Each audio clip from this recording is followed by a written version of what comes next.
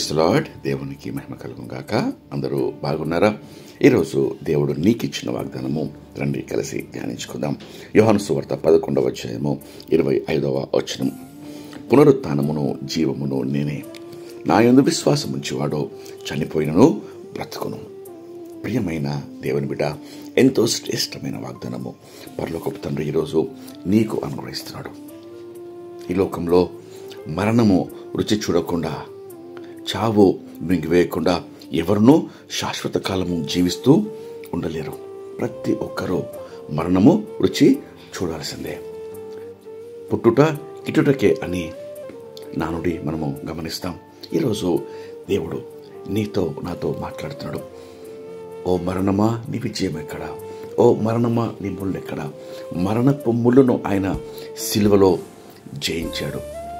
మరణాన్ని ఎన్నడూ ఇక శాసించకుండా మానవాళి జీవితంలో ఆయన యందు విశ్వాసం ఉంచి వారిలో మరణము ఏ హాని చేయలేదు, మరణం ద్వారా ఏ ప్రమాదము లేదు అని ఆయన సెలవిస్తూ దేవుడు వాగ్దానం చేస్తున్నాడు. పునరుత్థానమును జీవమును నేనే అనగా మానవుడు శరీరానుసారంగా ఒకవేళ మరణించినను ఆ మరణము కేవలము ఒక స్వల్పకాల ఎడబాటే.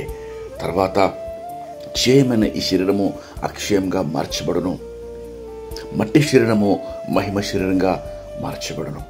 దేవుడు ఆయన ఏ రీతిగా మరణమును జయించి సమాధిని గెలిచి ఆయన పునరుత్థానుడై తిరిగి లేశాడో, ఆ రీతిగా ఆయన యందు విశ్వాసం ఉంచి ప్రతి వాడు కూడా తిరిగి మహిమ శరీరంతో, తిరిగి అక్షయమైన శరీరంతో తిరిగి లేస్తారు.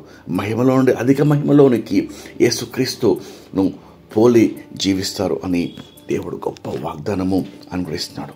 కాబట్టి ప్రియమైన దేవుని బిడ్డలారా, ఈరోజు మరణాన్ని, పాతాళాన్ని, నిత్య నరకాన్ని ఆయన విశ్వాసికి సంపూర్ణంగా లేకుండా వాటిని కొట్టివేశాడు.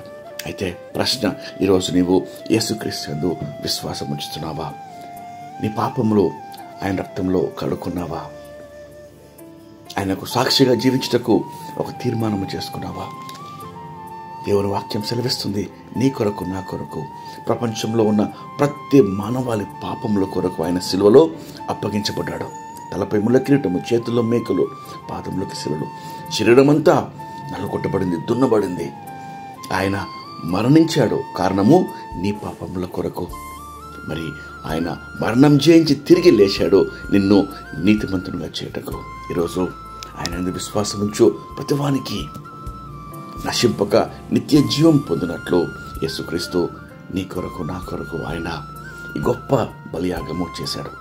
ప్రియ దేవుని బిడ్డ, ఈరోజు ఆయన యొక్క రక్షణను పొందుకొని నిత్య జీవానికి వారసుడుగా నీవు నేను కావాలని దేవుడు కోరుకుంటుండగా రండి కలిసి ప్రార్థన చేసుకొని ఈ వాగ్దానం పొందుకుందాం.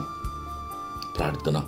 మహాపరిశుద్ధమైన మా ప్రియమైన పరలోకపు తండ్రి, మీరు ఇచ్చిన శ్రేష్టమైన వాగ్దానంకై మీకు ఎంతో స్తోత్రం చెల్లిస్తున్నాయా.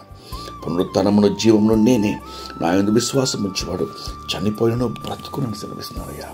ఉదయకాలంలో ప్రభా, వాక్యం ఇచ్చిన ప్రతి ఒక్కరిని దీవించండి.